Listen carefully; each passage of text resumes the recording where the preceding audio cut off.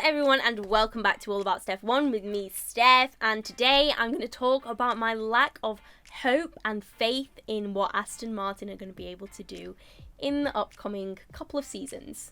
Hold up, let's pause for a sec. I just wanted to say a massive thank you to every single one of you who has subscribed to me over the last few months. It is so appreciated.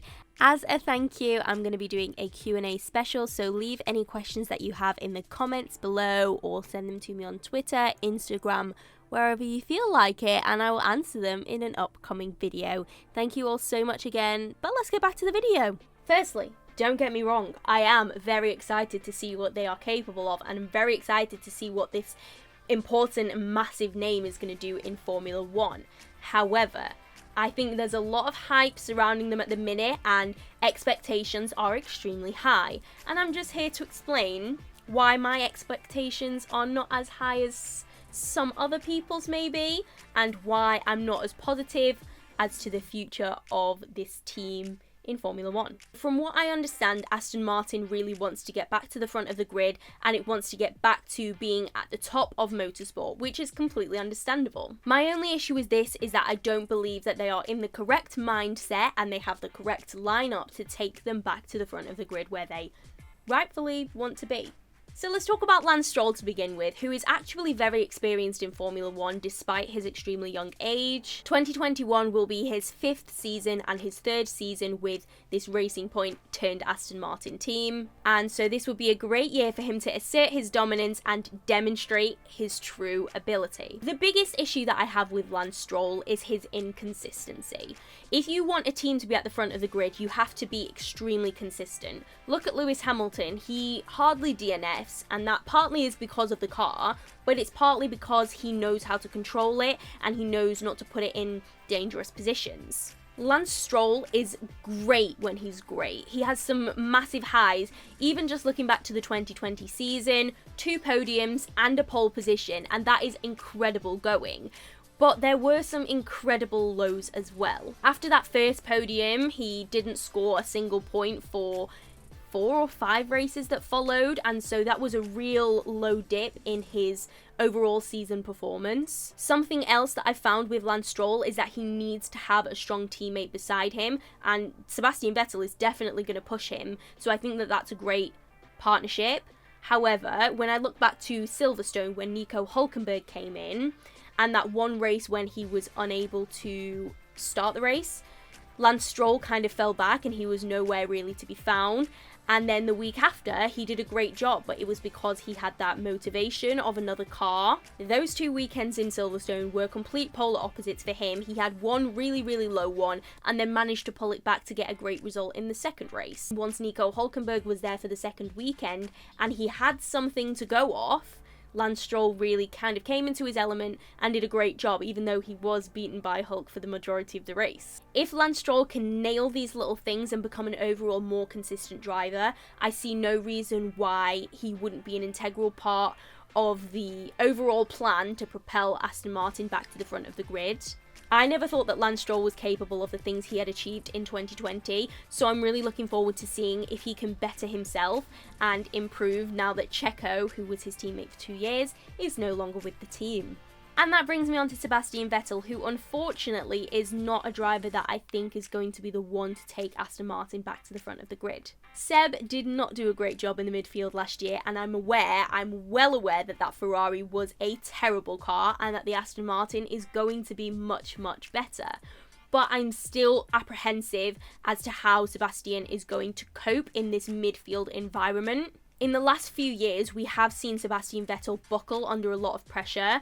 And even if I'm thinking back to Monza 2020, I want to say, when he and Lance Stroll actually had contact when he was in the midfield, it kind of brings back memories of Seb buckling and spinning when he is in wheel-to-wheel combat. I would at this point like to reiterate that I have so much respect for Seb, especially as a 4-time world champion. However, in the last couple of years, I just feel like he hasn't been able to react in the midfield as well as some other drivers have. By no means am I attacking Seb's wheel-to-wheel combat, I'm just saying that he has fallen victim to the pressure that the midfield brings in the last couple of years, and therefore I'm slightly worried about how he's going to react being in the midfield once again.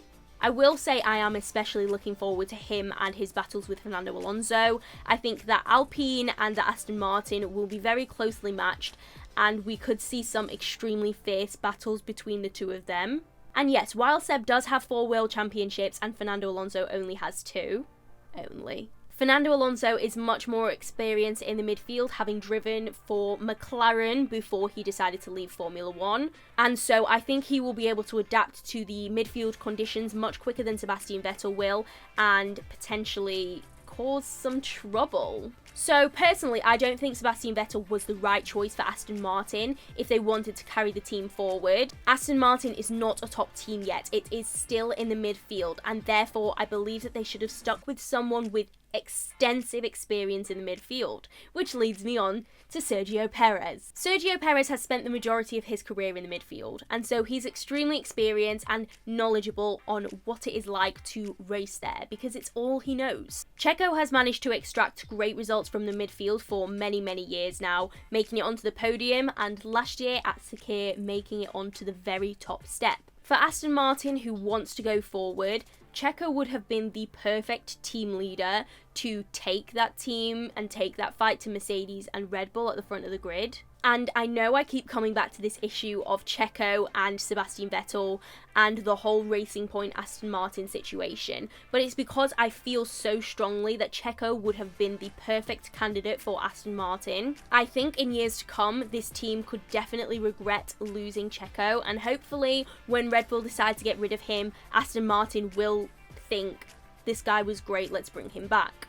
I definitely want to highlight how great the team is. I think Racing Point / Aston Martin is one of the strongest teams on the grid in terms of its teamwork and how they gel together. It seems like a massive family, which is something that Mercedes have and McLaren have. So I'm really glad that Aston Martin have that strong team bond and that rapport with each other. So I think the team is great and there's no issues for me there. My issue with Aston Martin comes from the fact that I don't think the driver lineup is the strongest. In comparison to other lineups like Lando Norris and Daniel Ricciardo for McLaren and Carlos Sainz and Charles Leclerc for Ferrari, I don't think this lineup of Lance Stroll and Sebastian Vettel is necessarily going to stand up against those other midfield teams. So for me, this is why Aston Martin is going to remain in the midfield for a few more years now, and I don't think it's going to be able to move forward. Honestly, I have no idea how 2022 is going to go for any of the teams, and I don't know who's going to be where or who's going to be doing what.